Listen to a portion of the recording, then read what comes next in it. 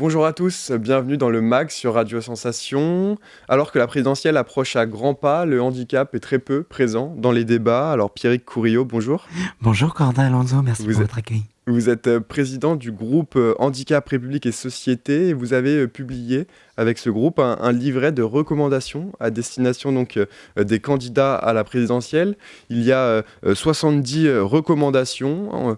Alors on en a parlé déjà dans des précédentes émissions. Nous avons pu évoquer avec vous vos propositions en ce qui concerne l'emploi, l'éducation, l'administration, les aides et la place de l'Europe, notamment sur la thématique du handicap. Vous avez également fait des propositions pour les aidants. Alors, qui sont-ils ces aidants et que demandez-vous pour eux? Donc les aidants aujourd'hui ils sont 9 à 11 millions. C'est presque autant que les personnes handicapées puisqu'on est 12 millions de personnes handicapées en France. Ils ont été en première ligne pendant la crise sanitaire puisque un certain nombre d'établissements ont été fermés, il y a eu des ruptures d'accompagnement. Et effectivement, vous avez eu au cours du quinquennat la création du congé de proche aidant qui permet en fait quand un proche est malade ou a besoin d'aide de vous mettre en congé pour pouvoir l'aider. Aujourd'hui, ce congé est au niveau du SMIC. Nous, ce qu'on porte, c'est de pouvoir porter ce niveau au niveau le plus élevé, entre un SMIC à temps plein net et 80% du salaire net, pour que il n'y ait pas de frein à prendre ce congé auprès d'un proche.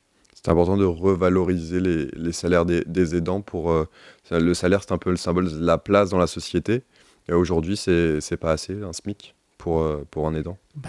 Le problème, c'est que quand vous avez des rémunérations supérieures, si vous avez une perte financière qui est trop importante, vous ne le prenez pas, malheureusement. Donc, voilà, il faut qu'on arrive à aller plus loin sur ce sujet-là. On a aussi des propositions sur une meilleure prise en compte dans le calcul des cotisations retraite pour que les aidants puissent partir plus tôt. Voilà. Des choses aussi sur le répit des aidants avec le déploiement de solutions de répit. Et puis un plan pour les jeunes aidants qui sont quand même 500 000. Il faut aussi qu'ils puissent avoir des loisirs, des temps de répit, des dispositifs pour leur permettre de faire leurs études sur plusieurs années quand ils doivent s'occuper d'un proche. Voilà, il y a des dispositifs d'études sur plusieurs années quand vous êtes sportif de haut niveau, quand vous êtes en situation de handicap. Il faut qu'on puisse les étendre aux jeunes aidants. Alors ça m'amène à parler du pouvoir d'achat. C'est un sujet important pour tous les Français, très présent dans la campagne. Vous voulez que les candidats réforment l'allocation adulte handicapé, l'AAH. Alors c'est quoi cette allocation et pourquoi est-ce que vous voulez qu'elle soit réformée? Donc cette allocation, elle est là au départ pour compenser à la fois la restriction d'accès à l'emploi des personnes handicapées, mais aussi la situation de handicap, puisque c'est ce qui fait qu'elle a un niveau qui est quand même plus élevé que le RSA. On est à 903 € aujourd'hui. Et effectivement, un débat a fait rage à l'Assemblée nationale sur la question de la prise en compte des revenus du conjoint. Et nous, on considère qu'en tout cas, quand vous êtes handicapé à plus de 80%, cette allocation a bien un rôle de compensation du handicap. Et donc, elle doit être uniquement basée sur la situation de la personne handicapée elle-même et pas celle du conjoint pour cette part-là. Et donc, on demande une réforme. On demande également à ce que, au cours du prochain quinquennat, il y ait une garantie de prise en compte de l'inflation dans le calcul du montant de cette allocation. Et puis, qu'il y ait également une augmentation complémentaire, puisque il y a 2 allocations adultes handicapés, une sur la tranche 50-79, une sur la tranche 80+, et sur la tranche 80+, on demande à ce qu'il y ait une augmentation de 2% en plus de l'inflation pour pouvoir venir un peu prendre en compte les restes à charge plus importants pour les personnes handicapées. Alors du côté de la santé, maintenant vous souhaitez l'accélération de la prise en charge des personnes en situation de handicap à 80% et plus lors d'un passage aux urgences. C'est un constat que vous avez vous-même fait?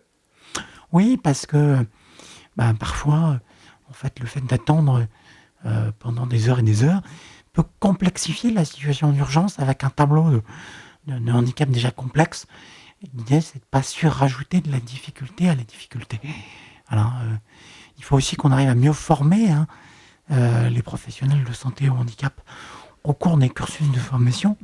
Ça fait partie de ce qu'on porte, qu'ils aient un volume de formation plus conséquent. Et puis, qu'il y ait également un meilleur maillage territorial de professionnels de santé sur le territoire et une meilleure prise en charge par la sécurité sociale pour les actes effectués en libéral quand ils sont en lien avec la situation de handicap.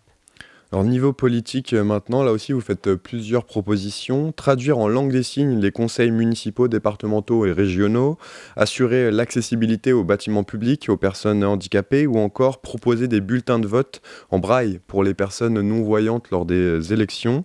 Alors il y a un réel intérêt aujourd'hui à permettre cette accessibilité, cette inclusion dans le monde politique pour tous. Les personnes handicapées sont 12 millions, donc c'est quand même un Français sur 5. Donc oui, on propose effectivement de sous-titrer les conseils municipaux, et de permettre un accès en langue des signes.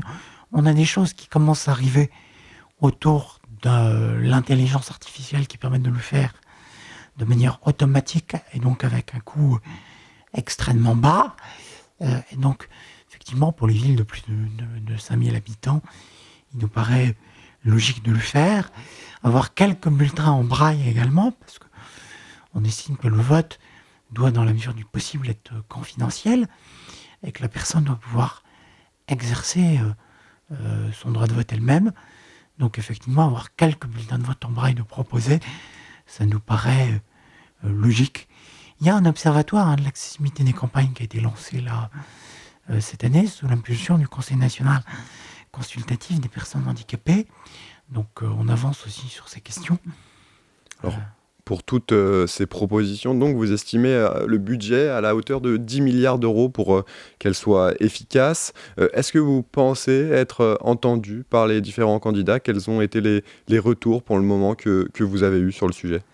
Alors effectivement, la politique handicap va nécessiter 10 milliards d'euros par an au bas mot sur le prochain quinquennat.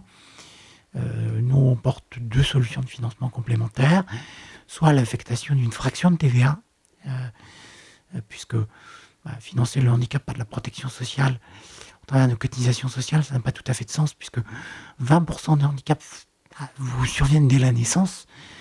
Donc il faut qu'on puisse venir couvrir aussi ces publics-là, qui n'auront pas de carrière complète, et qui ne pourront pas nécessairement cotiser.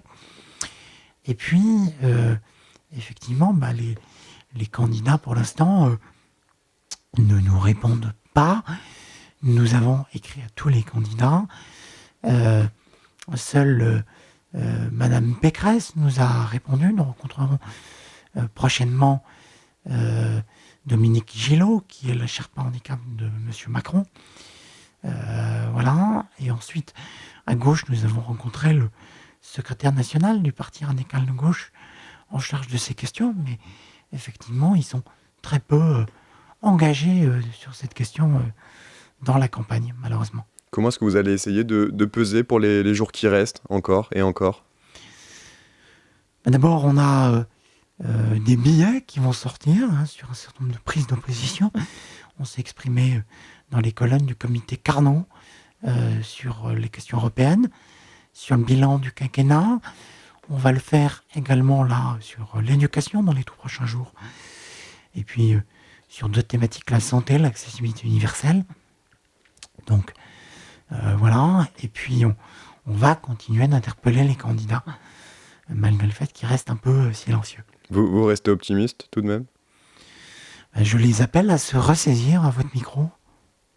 Merci beaucoup en tout cas Pierrick Courillo. Donc vous avez, je le rappelle, donc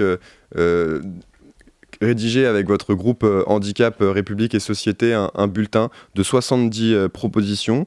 Vous pouvez d'ailleurs retrouver toutes ces idées et toutes ces propositions sur le site handicaprepubliquesociété.fr. Et donc je rappelle, Pierrick Courillo, merci encore une fois d'être venu. Je rappelle que vous êtes le président du groupe Handicap, République et Société et donc que vous êtes l'auteur principal de ce livret avec toute votre équipe. Merci beaucoup. Et je vous remercie d'être venu. Et vous pouvez retrouver cette émission en podcast audio, vidéo, sur notre site, notre application et notre chaîne YouTube Radio Sensation.